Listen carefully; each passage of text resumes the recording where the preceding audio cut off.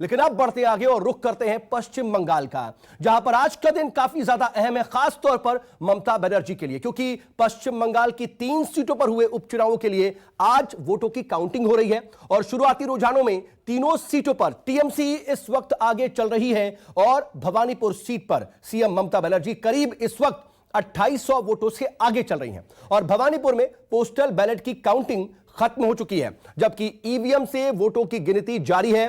बता दें कि ममता बनर्जी को यहां पर बीजेपी की प्रियंका टेब्रीवाल ने चुनौती दी है और भवानीपुर सीट पर दोपहर तक नतीजे आने की उम्मीद है, यानी कि बहुत ज्यादा या शाम तक का इंतजार नहीं करना पड़ेगा और दोपहर तक भवानीपुर, जो कि इस वक्त बेहद हाई प्रोफाइल सीट है पश्चिम बंगाल में, हमेशा एक तरीके से ममता बनर्जी की ये पारंपरिक सीट रही, लेकिन इस बार विधानसभा चुनाव में उन्होंने अपनी सीट बदली थी, जिसके बाद उन्हें हार का सामना करना पड़ा था।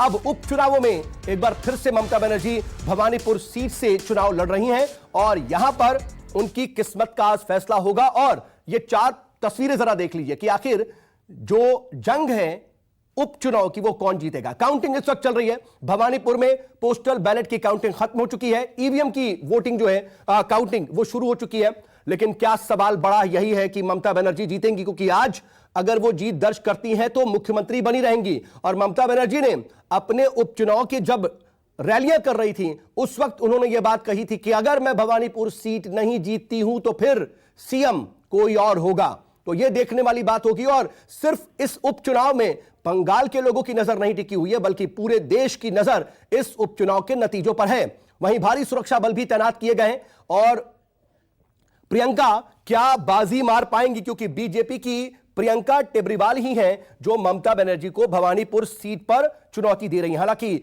इसके अलावा शमशेरगंज और जहांगीरपुर पर भी उपचुनाव के नतीजों की गिनती इस वक्त चल रही है, लेकिन सबकी नजरें इस वक्त भवानीपुर सीट पर ही टिकी हुई हैं। हालांकि शुरुआत से ही ममता बनर्जी ने यहां पर बढ़त बनाई हुई है। बता दें कि बंगाल की शमशेरगंज और जहांगीरपुर सीट पर भी इस वक्त वोटों की गिनती चल रही है और इन दोनों सीटों पर भी टीएमसी प्रत्याशी फिलहाल आगे चल रहे हैं।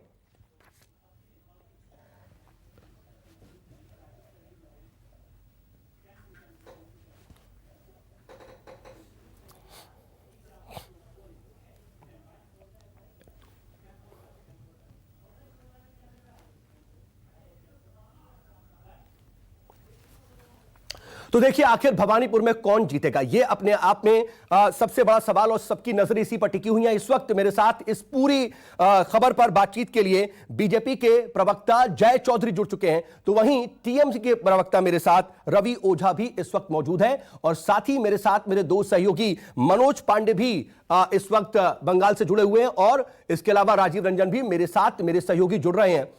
अब सभी के पास आएंगे, लेकिन जरा वहां की स्थिति क्या है और जरा स्टैटिस्टिक्स क्या है वहां पर, उस पर भी नजर डाल लेते हैं। उसके बाद हम जरा इस बातचीत को भी आगे बढ़ाएंगे। आप देख रहे हैं तस्वीरों में कि इस वक्त मेरे साथ राजीव रंजन, मनोज पांडे मौजूद हैं और जय चौधरी और रवि ओझा भी मौजूद हैं। जय और रवि, आप दोनों का बहुत बहुत स्वागत। मैं आपके पास आऊं, लेकिन जरा इन तीनों सीटों पर क्या स्थिति है जरा उसको समझने और समझाने की कोशिश करते हैं। देखिए, पिछले 6 चुनावों में से टीएमसी केवल एक बार यहां पर हारी है और टीएमसी का यह कब्जा इस पर रहा है। ये अप्रैल में चुनाव में टीएमसी उम्मीदवार भवानीपुर में भी जीता था और यह भवानीपुर सीट की ही स्थिति हम बता रहे हैं, लेकिन ममता बनर्जी अपनी सीट हार गई थी। इधर ममता के लिए शोभन देव चटर्जी ने, जब ममता बनर्जी चुनाव में हार गई तो उन्होंने अपनी सीट खाली की। अप्रैल में हुए चुनाव में कांग्रेस यहां से तीसरे नंबर पर रही थी।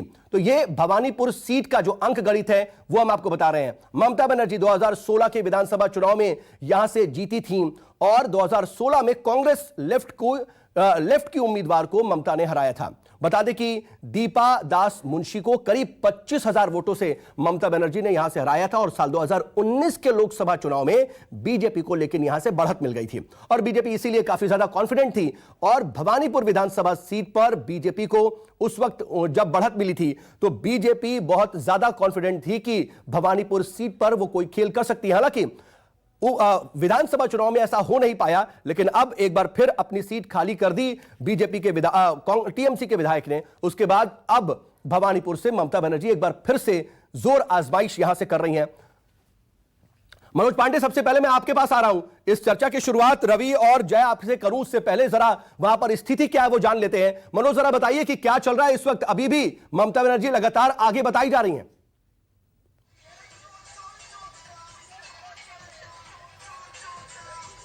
जी साउथ, देखिए अभी समय मौजूद है कालीघाट में, दीदी का घर है और जिस तरह से देखिए जश्न यहाँ पे शुरू हो चुका है। करीब दीदी 2800 से ज्यादा वोटों से आगे चल रही है और किस तरह से देखे यहाँ पे 2011 में जब दीदी जीती थी तब उनके लिए जश्न मनाया गया था, 2016 में जब उन्होंने चुनाव जीता था तब उनके लिए जश्न मनाया गया था और अब आज जिस तरह से दीदी की जीत का जश्न शुरू हो चुका है, चारों तरफ हम दिखाएंगे। देखिए किस तरह से कालीघाट में लोग सेलिब्रेट कर रहे हैं, लोगों में किस तरह से खुशहाली है, डांस कर रहे हैं, लोग दूर दूर से यहाँ से पहुंच रहे हैं। आप ये नजारा साफ तौर पे देख सकते हैं कि क्योंकि जिस तरह से दीदी कह रही थी कि खेला हमें, वाकई पश्चिम बंगाल से यहाँ के लोग हैं जो किस तरह से उनके उत्साह दिख रहा है। देखिए उनके जो समर्थक है बाकायदा फुटबॉल लेके यहाँ पे कह सकते हैं कि होली जैसा माहौल हो चुका है। लोग एक दूसरे को ग्रीन गुलाल लगा रहे हैं, तो कह सकते हैं कि जीत मार्च 40 है। टीएमसी के नेताओं का कहना है कि दीदी कितने मार्जिन से जीतती है ये सबसे बड़ा होगा, क्योंकि देखिए जब 2000 यहाँ पे अभी 2 मई को जब चुनाव परिणाम आया था तब करीबन यहाँ जो शोभा था 2800 से ज्यादा वोटों से, यहाँ 28,000 से ज्यादा मतों से उन्होंने विजयी यहाँ हुआ थे। लेकिन अभी ये मार्जिन देखा जा रहा है कि कितनी मार्जिन होगी और प्रियंका टिबड़ेवाल को कितना परास्त किया जाए। टीएमसी के नेताओं का कहना है करीब 50 से 80 हजार के बीच दीदी की जीत होगी। जाहिर सी बात है, देखिए पूरा अभी समय कालीघाट पूरे जश्न में सराबोर हो गया है। चारों तरफ देखिए लोगों में ढोल लगाड़े, यहाँ पे गाना बज रहा है, खेला हमें, वाकई किस तरह का नजारा यहाँ पे है। और दीदी यहाँ पे चूंकि उनका घर है, बचपन से ही रहती है, तो साफ तौर पे देखें कि जिस तरह से कहीं ना कहीं सेलिब्रेशन की जश्न शुरू हो चुका है। लोगों का कहना है कि बस एक फॉर्मेलिटी आनी है, ये कितनी बड़ी जीत होगी ये देखने बात वाली है। हम इन्हीं के समर्थक हैं, कुछ समर्थक से ही बात कराते हैं कि क्या किस तरह का दीदी का जीत कैसे आप लोग सेलिब्रेशन कर रहे हैं। अभी तो काउंटिंग चल रही है, ये तो शुरुआत है, ये तो आस्ते से शुरुआत हो रहा है। जैसे जैसा काउंटिंग बढ़ेगा वैसा वैसा जश्न भी होगा हम लोग का, क्योंकि हम लोग जानते हैं कि दीदी अच्छा मार्जिन से जीतेगा। यहाँ लोगों का कहना है कि जीत तो सुनिश्चित है, लेकिन मार्जिन कितना होगा उसके लिए देखिए चारों तरफ यहाँ लोगों में एक तरह से सेलिब्रेशन है। दीदी के एक समर्थक है, लगातार ये जब जहाँ कुछ भी होता है पहुँचते हैं। दादा किस तरह से सेलिब्रेशन, किस तरह से जीत कर रहे हैं दीदी का? बहुत 40,000 ভোটে জিতছে, এখন 1.5 লাখ ভোটে জিতবে। 2024 সালে দিদি প্রধানমন্ত্রী হোক, সারা ওয়ার্ল্ডটা কি দেখবে সারা। देखिए सबसे बड़ी बात है कि ये यहाँ के जो समर्थक है इनका साफ तौर पे कहना है कि दीदी की जीत ये बहुत बड़ी जीत है, क्योंकि 2024 के लिए कहीं ना कहीं दीदी तैयारी में है और प्रधानमंत्री नरेंद्र मोदी को चुनौती देने के लिए विपक्ष का सबसे बड़ा चेहरा उभरेगी। साफ तौर पे ये जो बात आपने कही है मनोज, ये सबसे ज्यादा अहम है। और जो आप तस्वीरें दिखा रहे हैं उन तस्वीरों से ही एक बहुत अहम सवाल खड़ा होता है और उस सवाल के लिए मैं सीधे राजीव आपका रुख करना चाहूंगा, क्योंकि देखिए राजीव, मैं चाहूंगा कि राजीव स्क्रीन पर आए। राजीव देखिए, ये जो मनोज तस्वीरें दिखा रहे हैं वहां पर अभी से ही सब लोग जीत का जश्न मना रहे हैं। सबको उम्मीद है कि दीदी जीत रही है, कितने मार्जिन से जीतेंगी यही देखना है। लेकिन मनोज जो जिक्र कर रहे हैं, ये जो जीत है, ये संदेश जो है इसका अपने आप में राजनीतिक बहुत बड़ा होगा। क्या 2024 पर भी इसका असर होगा और क्या ममता बनर्जी उस करिस्मेटिक फिगर के तौर पर उभरेंगी जिसकी तलाश विपक्ष को है, एक चेहरे की 2024 के?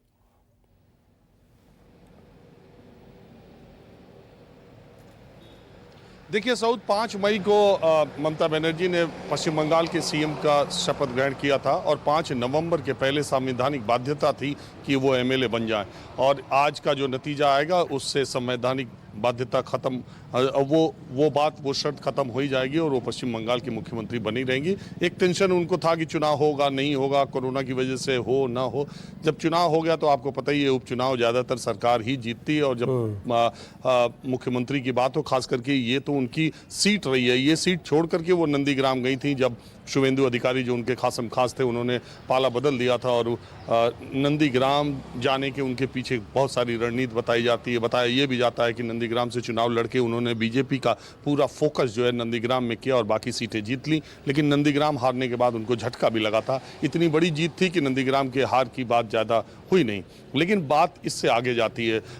देश की राजनीति में इन दिनों सिर्फ दो ही नेता हैं जो अपनी अपनी, चाहे उनकी पिच कितनी छोटी हो, राज्य छोटा हो बड़ा हो, दो ही नेता हैं जिन्होंने प्रधानमंत्री नरेंद्र मोदी और अमित शाह के राजनीतिक उभार या राष्ट्रीय स्तर पर उभार के बाद दो ही नेता हैं जिन्होंने लड़ करके उनको चुनौती दी है और मात दी है। एक अरविंद केजरीवाल, दूसरे पश्चिम बंगाल की मुख्यमंत्री ममता बनर्जी। अरविंद केजरीवाल एक छोटी सी जगह पर है, पश्चिम बंगाल एक बहुत बड़ा राज्य है और जितनी ताकत भारतीय जनता पार्टी ने पश्चिम बंगाल में लगाई थी, एक अकेली ममता बनर्जी ने पूरे भारतीय जनता पार्टी को, पूरे उनके संगठन को, संघ को, सबको अकेले दम पे पराजित कर दिया। तो अब ममता बनर्जी का जो राजनीतिक कद है, जो उनकी शख्सियत उभर के निकली है लड़ करके जीतने की, अब पश्चिम बंगाल उनके लिए छोटा पड़ रहा है। निश्चित तौर पर उनकी जगह कोई भी रहता तो उसकी राजनीतिक महत्वाकांक्षा दिल्ली आने की होती। आप देखें 3 बार, अगर 2002, 2007, 2012 3 बार के लगातार गुजरात के चुनाव जीतने के बाद ही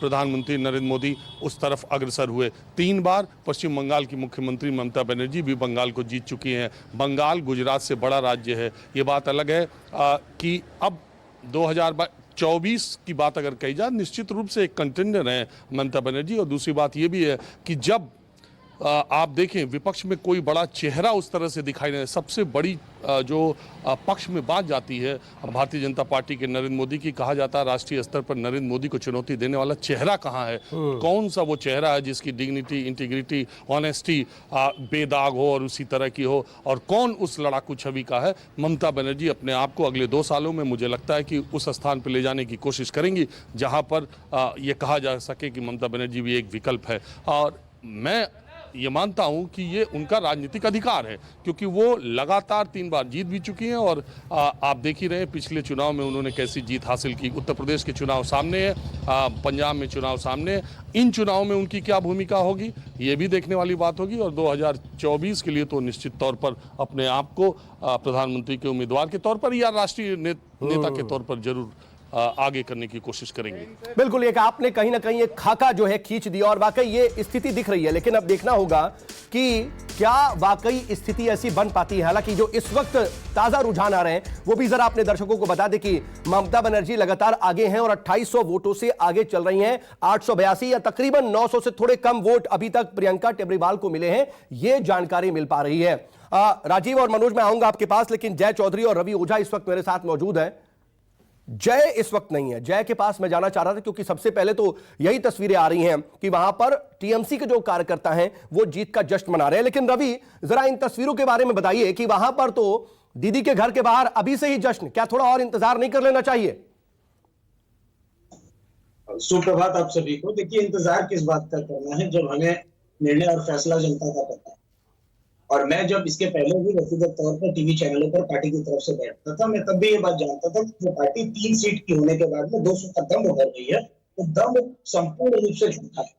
3 सीट वाली पार्टी 200 सीट से ऊपर आकर के कभी उभरने नहीं वाली। मुझे और पश्चिम बंगाल की जनता को ममता बनर्जी के कार्यों में, ममता बनर्जी के काम में, उनके संघर्ष में पूर्ण रूप से आस्था थी। हम तब भी जानते थे कि जीत करके पुनः सरकार में हम ही आ रहे हैं।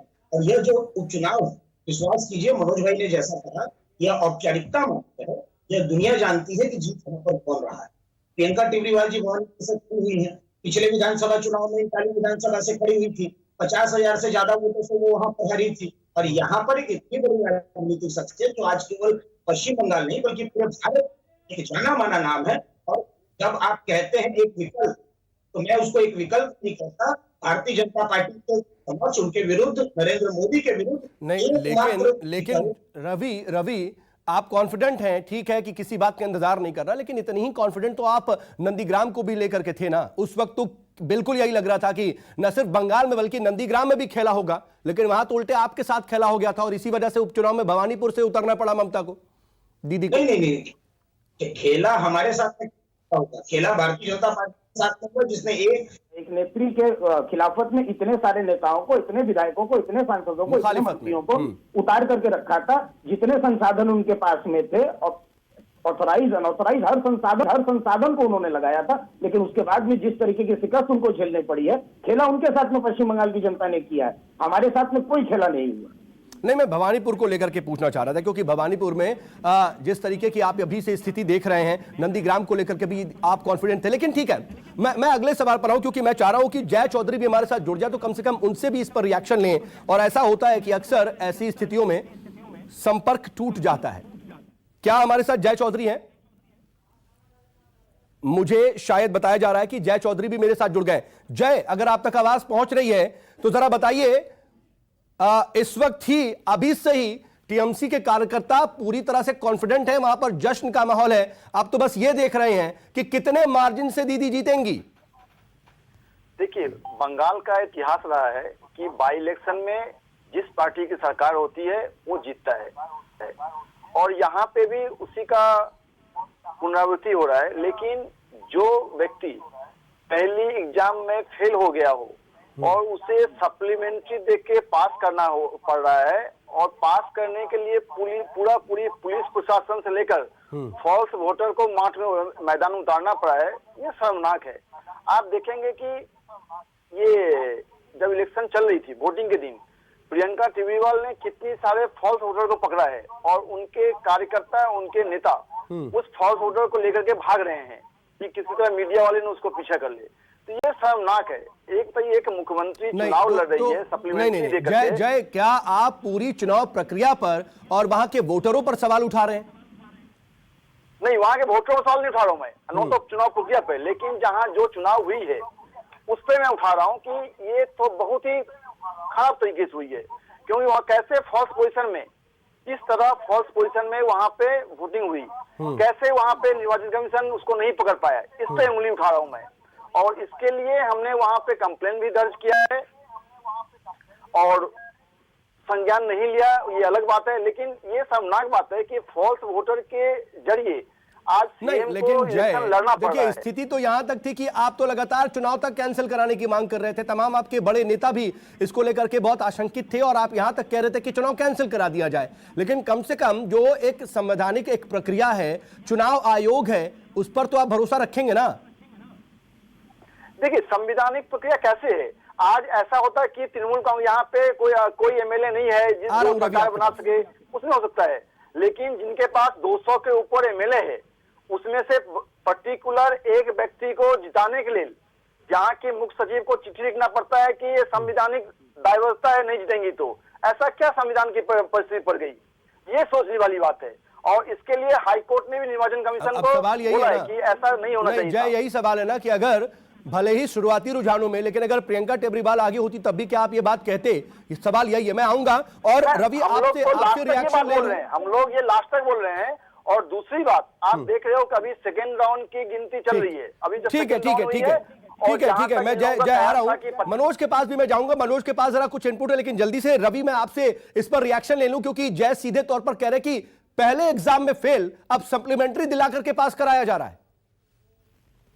देखिए, थोड़ा सा समय दे दीजिएगा। देखिए, मैं व्यक्तिगत तौर पे समय का बहुत बड़ा शागिर्द रहा हूं, मुझे समय पे बहुत ज्यादा अच्छा है। आज मुझे हंसी आ रही है जय चौधरी जी पर। इनके साथ पहले भी टीवी डिबेट्स पर बैठा हूं। मुझे याद है कि पिछले विधानसभा चुनाव में कैसे हमारी छाती पर चढ़कर फ्रंट फुट पर आकर 200 सीटों से ऊपर जाने की बात ये किया करते थे, और आज कैसे इन्हें मुसीबत में आकर के पीछे आकर के बैकफुट पर खेलने की कोशिश खेलना पड़ रहा है। सप्लीमेंट्री एग्जाम की ये बात कर रहे, बात बताइए, ये जो प्रावधान है ये संविधान ने हमें दे करके रखा है। अगर कहीं चुनाव कोई हारा है उसके ऊपर भी तफ्तीश जारी है, इन्हें निर्णय लेने की आवश्यकता नहीं है। और ये अगर इतने ही ताकतवर भारतीय जनता पार्टी है तो बहुत से नेता पहले से जीत करके बैठे हैं, ताबड़ नेता हैं जो चुनाव जीत करके बैठे हुए हैं, विधायक है, सांसद है। अगर क्षमता थी तो क्यों नहीं दीदी के खिलाफत में उनको उतारा गया, क्यों प्रियंका टिब्रीवाल को आगे कर दिया गया? ये चीज भारतीय जनता पार्टी को सोचनी पड़ेगी कि अब इनके पास में पश्चिम बंगाल में जमीन नहीं बची है, और पश्चिम बंगाल से तो हमने खदेड़ करके बाहर किया है। अब बहुत जल्द भारत की सत्ता से भी 2024 में दीदी की अगुवाई में खदेड़ करके भारतीय जनता पार्टी और इनके नेताओं को हम बाहर करें।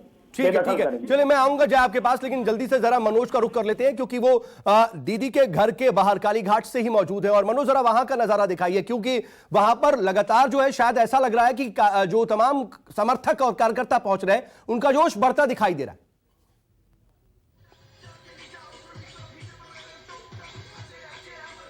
जी साहब, देखिए, जब पश्चिम बंगाल में कोई शुभ कार्य होता है तो शंख वादन होता है। शादी ब्याह हो, कोई कहीं जाते हैं तो इस तरह से देखिए यहाँ पे जो महिलाएं हैं किस तरह से जो शंख वादन का शुरुआत हो चुका है। जाहिर सी बात है, देखिए जिस तरह से यहाँ पे जो कोई आता है या किसी के घर में मंगल पाठ होता है, शादी ब्याह होता है, तो ये इस तरह का शंख नादन का एक तरह से आगाज होता है। यही आगाज यहाँ पे शुरू हो चुका है। सारी महिलाएं हैं, पुरुष है, लोग दूर दूर से पहुंच रहे हैं। तो कहीं ना कहीं सेलिब्रेशन देखे पूरा काली घाट में चारों तरफ देखने को मिल रहा है। लोगों में कितना उत्साह है, हम इन्हीं से बात करते हैं। দিদি কি রকম আপনাদের আজকে এনজয় করছেন? খুব ভালো করছি, খুব ভালো এনজয় করছি, খুব সুন্দর। আমাদের दीदी क्या कैसे एंजॉय कर रही है आप लोग आज? हम लोग को खूब आनंद है। दीदी 2024 से दिल्ली जाता है, हमारे यही है। यहाँ पे सिर्फ जीत लोगों का कहना है कि एक औपचारिक मार्ग है ये, और दीदी कितने वोटों से मार्जिन से यहाँ जीतती है, इस बात का लोग इंतजार कर रहे हैं। मनोज, लेकिन जरा लोगों से पूछिए कि थोड़ा और इंतजार नहीं करेंगे? गाने हो रहे हैं, खेला होगा, जिस तरह का दादा, क्या नहीं लगता है कि थोड़ा सा और रुकना चाहिए था आप लोगों को? पूरा वोट का जब परिणाम आता तब जीत का जश्न मनाते। फिर बोलिए, फिर से बोलना पड़ेगा। क्या नहीं लगता है आपको कि थोड़ा रुकना चाहिए था? अभी से जश्न मनाना शुरू कर दिया। और थोड़ा क्या रुकेगा, दीदी तो जीतेगा, दूसरा कोई नहीं है। दीदी का अगेंस्ट जो खड़ा हो जाएगा कोई बात नहीं है, लेकिन दीदी जीतेगा। लेकिन लोगों का कहना है साफ तरह से कि दीदी का ही जीत है, ये एक औपचारिक मात्र है, तो इसलिए रुकने की कोई जरूरत ही नहीं है। देखिए महिलाओं में किस तरह से जोश है। दीदी थोड़ा सा आप लोगों को रुकना नहीं चाहिए था, दीदी का जश्न मना रहे हैं, अभी काउंटिंग चल रही है, क्या लग रहा है? দিদি প্রচুর ভোটে জিতবে, 1 লাখের কাছাকাছি দিদি ভোটে জিতবে। এটা আমাদের দুর্গোৎসব। দিদি আমাদের জন্য প্রচুর, সারা বছর প্রচুর কাজ করে দিদি। क्या लग रहा है दीदी? दीदी का जीत निश्चित है? হ্যাঁ, দিদি নিশ্চিত है। দিদি সব সময় আমরা খুশি দিদির জন্য, আমরা দিদির জন্য। देखिए साफ तौर पे सारे लोग खुशी है। किस तरह का चौधरी यहाँ पे जश्न का माहौल है, चारों तरफ महिलाओं में एक तरह से जश्न का आनंद उठा रही है। सिर्फ कहना है कि दीदी की मार्जिन कितना हो रहा है, कितने वोटों से दीदी जीत रही है, इस बात का लोग इंतजार कर रहे हैं। वहाँ पर महिलाएं तो यहाँ तक कि 2024 का भी जिक्र अभी से कर रही हैं कि दीदी न सिर्फ भवानीपुर जीतेंगी, 2024 का भी चेहरा बनेंगी। अभी जो आप बात कर रहे थे वहां से ये भी बातें आ रही हैं।